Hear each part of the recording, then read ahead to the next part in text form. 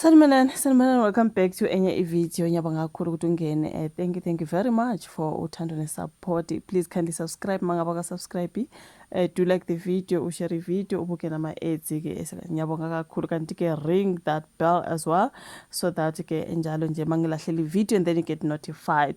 So you guys, Vusimuzi Cat Matlala again. So ke sizokhuluma ngaye futhi ubhuti Vusi ngoba ke namhlanje ubebuyelile back to ngase Alexandra Magistrate Court where ufaka isicelo sebail khona. So ke kuthi uKat Matlala uyaqhubeka ke nesicelo sebail njengoba simbona namhlanje ke ushintshe isuit ufake maroon. You can see he's a smart guy. He's a very handsome smart guy. Lokho siyamnikeza khona bafowethu, like honestly. But ke when it comes to ke ubugebengu ayichanga ke yabona ke zonke lezo khulunywa ngazo kuthiwa ke allegedly zenziwa uVusimuzi Cat Matlala ubusubheka yena self umbona lapha escreenini nalezi izinto okukhulunywa ngazo ukuthi hayibo kanti kodwa kwenzakalani, you know what I mean, because this guy does not look like usigebengu, like he's so smart, he's, you know what I mean.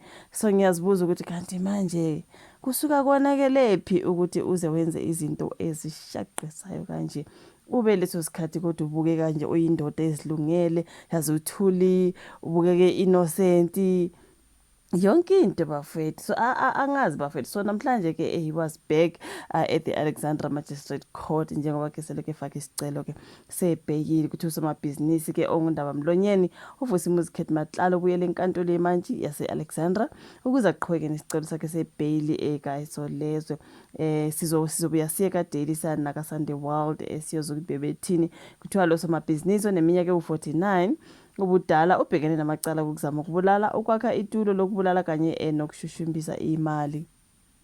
So ke na ke lokhu kuthiwa ke kuhlobene nokuhlaselwa ke kwayintombi yakhe uDebra Thobejane ngentululwane izinhlamvu ngo2023. So uMatlala ke ugqunywe esitokisini seloku aboshwa ngoMeyi ngemva ke kokukhetha ukungasifaki isicelo sebail ngaleso sikhathi. So ke okwamanje ke lapha ke asebusy khona up and down ezama ke ukufaka isicelo sebail. Ngiyacabanga ukuthi it was postponed again. Siyabona kama up and down kaBhuti Vusi uyazama ngakho konke okusemandleni ukuthi athole ibail. uDaily Sun bethe yena ke Curtis Bell hangs as court drama ensues. Controversial businessman Vusimuzi Cat Matlala appeared at the Alexandra Magistrate Court on Monday the 8th of September. His high-profile bail application continued on the day. The courtroom was tense as heavily armed security surrounded him. Imagine creating a dramatic scene that drew attention. So kune-clip engiyibonile, I hope nizokwazi ukuthi ngiyi-download bese ngiyayibeka on my screen. Dressed in a sharp maroon suit, Matlala appeared calm and composed while sitting in the dock when as the state painted him as a dangerous man who should not be set free. Matlala is facing a string of serious charges including attempted murder, conspiracy to commit murder and money laundering. The charges stem from a shooting incident involving his ex-girlfriend and socialite Debra Thobejane, who has publicly stated that she still feels unsafe and traumatized by the attack. In court, the state prosecutor argued that Matlala is both a flight risk and a danger to society. She revealed that he had interest in a trust account in Mauritius and was seen entering Eswatini on foot earlier this year. However, there is no record of him returning back to South Africa, so the applicant is a flight risk and a danger to society. He wants to portray himself as a honest, yet he only admitted to the Mauritius trust account after it was exposed. She said Matlala is still withholding crucial information and not making full disclosures as required. So the prosecutor also read a message from complainant Thobejane, who said she still lives in fear after that incident. She feels exposed, unsafe and unprotected every day. So the state further presented WhatsApp chats between Matlala and his former lawyer, allegedly showing that he went into hiding in 2024 while the police were looking for him. But Matlala's legal representative Lawrence holds his back, saying the state has no solid evidence.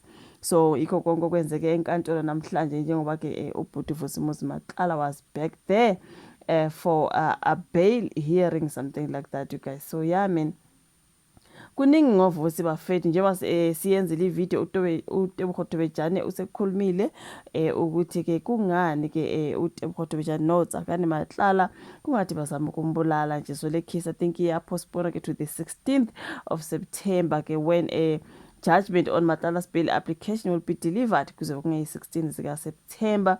Ngiyacabanga ukuthi emavikini amabili azayo. So kuningi you guys, there is just a whole lot.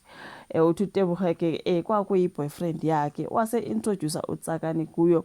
Uthe me introduce uTsakani baqala ke kuntshontshana. That's when I think i-relationship yaphela ke kaTebogo nokaBhutivusi Matlala. Kwabuye kwaphela ke relationship kaTebogo noTsakani, of which now manje the hit on her I do not know. Kuningi kuleya ndawo involving uTebogo Tobejane noTsakani noVusi Matlala.